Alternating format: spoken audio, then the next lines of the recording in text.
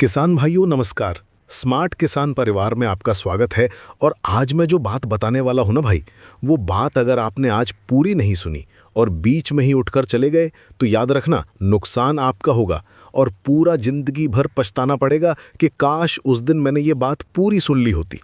क्योंकि आज की इस वीडियो में मैं आपको गेहूं की खेती का वो असली राज बताने वाला हूं जो ना तो कृषि विज्ञान की किताबों में आपको इस तरह समझाया गया, न कोई दुकान वाला आपको बताएगा, न खाद पानी बेचने वाला बताएगा, और ना आपका वो पड़ोसी बताएगा जो हर साल 25-30 कुंटल गेहूं निकालता है और आप सोचते रह जाते हो कि ये आखिर ऐसा क्या कर देता है जो इसकी फसल आपसे हमेशा आगे रहती है।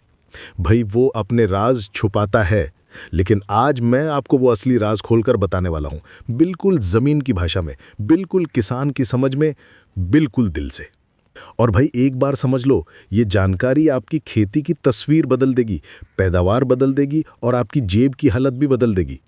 भाई बात शुरू करते हैं उस सवाल से जो हर किसान के मन में घूमता रहता है कि गेहूं बोने के बाद पहला पानी आखिर कब देना चाहिए। कोई कहता है 12 दिन में दे दो, कोई कहता है 15 दिन में दे दो, कोई कहता है 18 दिन पर ही सही है, कोई 21 दिन बोलता है और कई किसान तो 25 दिन तक भी रुके रहते हैं। लेकिन भाई ये सब सिर्फ सुनी सुनाई बातें हैं, सच्चाई इससे बिल्कुल अलग है।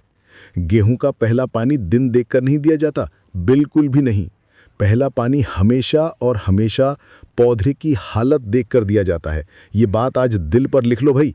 अगर आपने ये एक बात सही समझ ली, आपकी पूरी खेती जिंदगी भर सुधर जाएगी। अब बात आती है कि पौधे की हालत क्या होती है, वो हमें कैसे बताएगा कि अब पानी चाहिए। भाई पौधा भी इंसान की तरह संकेत देता है। जैसे इंसान भूखा होता है तो चक्कर आने लगते हैं, हाथ पैर ढीले पड़ जाते हैं, आंखें धुंधली हो जाती हैं, वैसे ही गेहूं का पौधा भी भूख और प्यास के साफ संकेत देता है।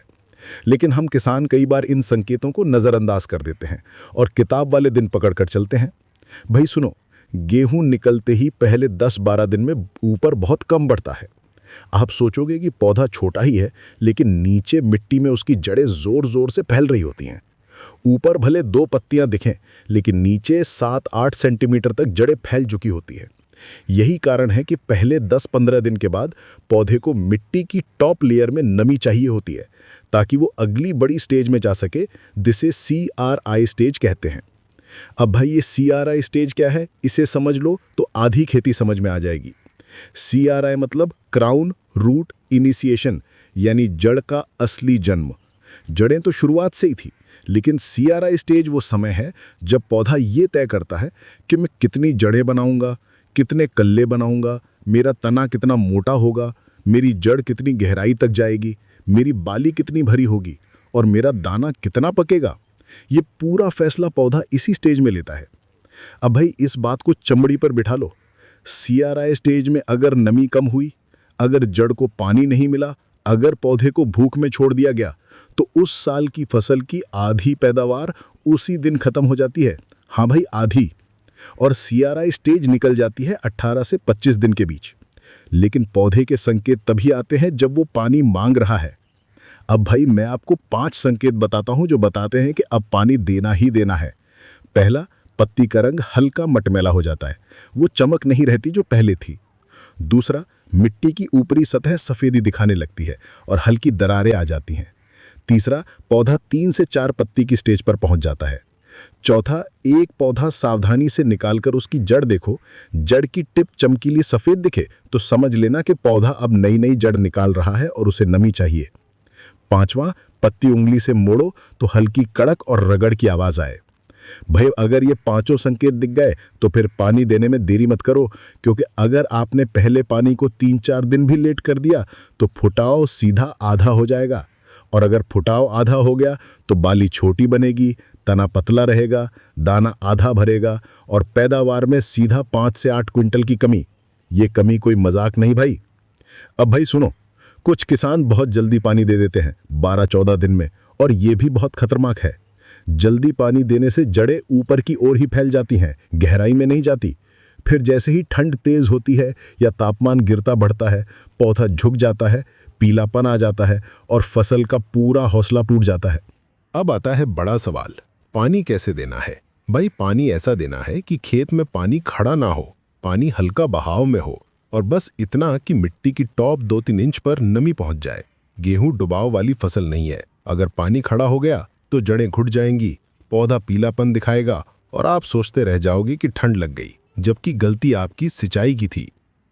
अब भाई वो हिस्सा आता है जहां किसान सबसे बड़ी गलती करते हैं। पहले पानी में कौन सा खाद डालना चाहिए। ज्यादातर किसान पहले पानी में सिर्फ यूरिया डाल देते हैं और सोचते हैं कि फसल का हरापन आ जाएगा।